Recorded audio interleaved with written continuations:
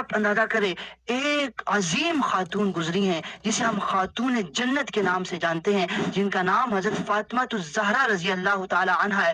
اتنی زیادہ صابرہ تھی اور اتنی زیادہ شاکرہ تھی، کئی کئی دن گزر جاتے تھے حضرت فاطمہ رضی اللہ تعالیٰ عنہ کے تو وہ بھوکھی رہتی تھی لیکن کسی سے سوال نہیں کرتی تھی۔ ایک مرتبہ رسول اللہ صلی اللہ علیہ وسلم کی ایک صحابی نے دعوت کی، نبی صلی اللہ علیہ وسلم اس کی دعوت پر گئے اور نبی صلی اللہ علیہ وسلم نے ایک روٹی لی، روٹی کے اوپر ایک چوڑی رکھ لی، وہ بھی بکرے کی چوڑی، اس کے اوپر ایک اور روٹی رکھی، رکھنے کے بعد ایک صحابی سے کہا جاؤ جا کر یہ میری بیٹی فاطمہ کو دے کے آؤ۔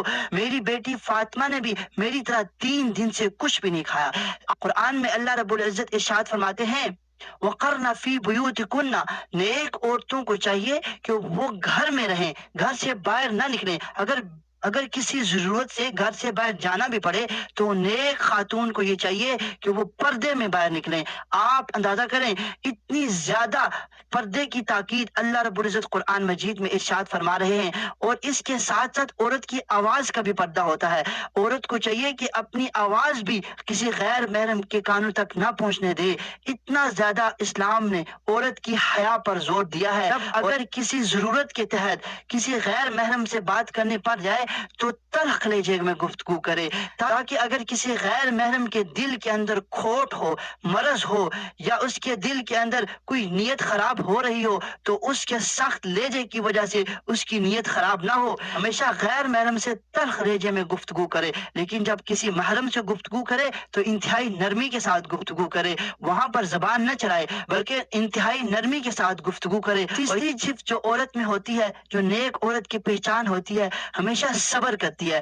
آپ اندازہ کریں ایک عظیم خاتون گزری ہیں جسے ہم خاتون جنت کے نام سے جانتے ہیں، جن کا نام حضرت فاطمہ الزہرا رضی اللہ تعالی عنہا ہے۔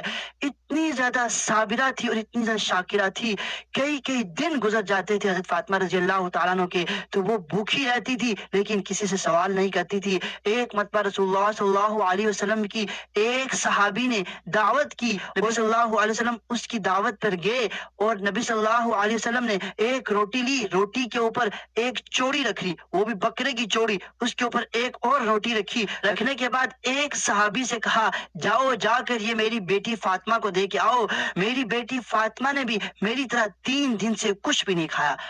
اتنا زیادہ صبر، ایک روایت میں آتا ہے حضرت فاطمہ رضی اللہ تعالی عنہا کے گھر میں رسول اللہ صلی اللہ علیہ وسلم تشریف لے کے فاصلے پر بیٹھی ہیں، انتہائی ضعف کا عالم ہے، کمزوری کا عالم ہے، انتہائی زیادہ کمزور ہو چکی ہیں۔ حضور نے پوچھا اے فاطمہ تو اتنی زیادہ کمزور کیوں ہو گئی ہو؟ تو حضرت فاطمہ رضی اللہ تعالی عنہ کہنے لگی یا رسول اللہ، اے ابا جان، میں نے کئی دن سے کچھ بھی نہیں کھایا۔ آپ اندازہ کریں اتنی زیادہ صبر کرنے والی، اتنی زیادہ شکر کرنے والی خاتون تھی۔